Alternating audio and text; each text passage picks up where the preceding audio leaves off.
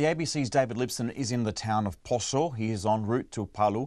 I spoke to him a short time ago and asked him what's happening with the rescue efforts. There's still major search and rescue operations going on, for example, at a multi-storey hotel in Palu city, which has collapsed into a giant pile of rubble. There are still voices coming from underneath that rubble, and they are attempting to move it aside and get to those people. But still, heavy earth-moving equipment is in pretty short supply, and they are still somewhat under-resourced as well. More and more people, personnel and equipment are arriving in the disaster zone almost by the hour, but much more is needed, and they're being hampered by significant shortages of fuel and also fresh water and food, but also aftershocks. There's been well over 200 aftershocks, which has made things difficult as well.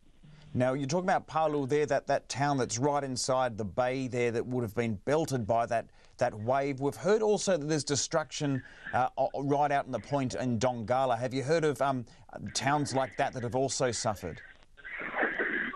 Yeah, well, our ABC crew was one of the first into Donggala yesterday, and it was eerily calm.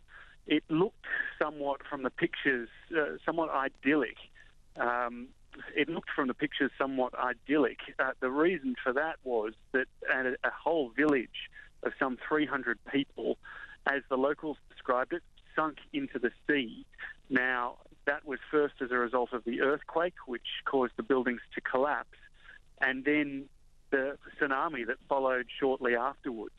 So there are multiple deaths and injuries there, a lot of people missing too, and that's just a couple of the areas. So Donggala was closer to the epicenter. Palu city was the much more built-up city, but then there are a couple of other provinces where we've just heard nothing from so far because communications are still cut and electricity is still not on as well.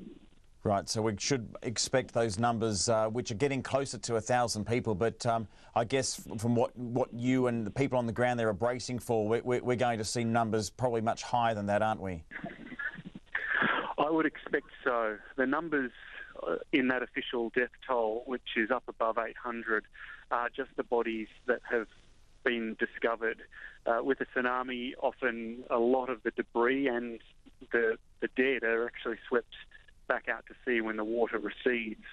So there are still many people missing, but even getting a handle on that is very difficult because it is such a chaotic zone that it's hard to know who is missing as a result of the quake and the tsunami and who is just kind of lost in the fray in those chaotic cities.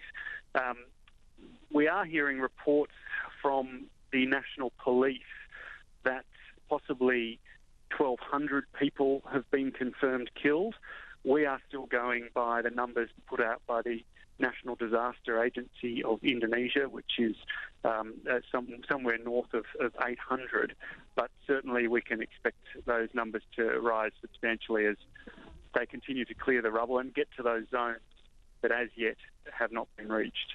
Now, David, we've seen photos and footage of President Joko Widodo, who has visited the areas, and I believe just recently the official call has gone out to be receiving international aid. What sort of items are they asking for people that want to be able to help in this situation?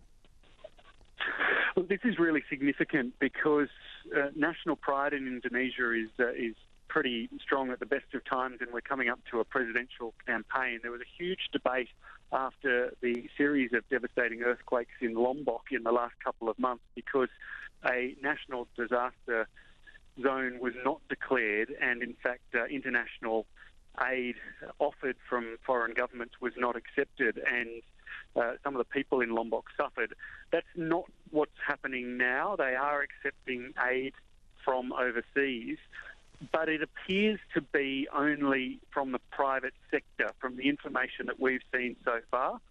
It doesn't look like they're ready and willing to accept help from foreign governments. Perhaps they don't want foreign military landing in the area at this point, but we're seeking clarification on that. The type of things that they need are food, water, fuel, medical supplies, baby needs, and heavy machinery. They're the things that are really lacking in this area and urgently needed, because it's now, it was Friday, late Friday, when this earthquake and tsunami hit. So although there are still voices under the rubble, you would imagine that the clock is very much ticking for those people. David Lipson there for the ABC. He's making his way to Palu. He says it's a long drive, of course, made all the longer with the disaster and the fuel shortage.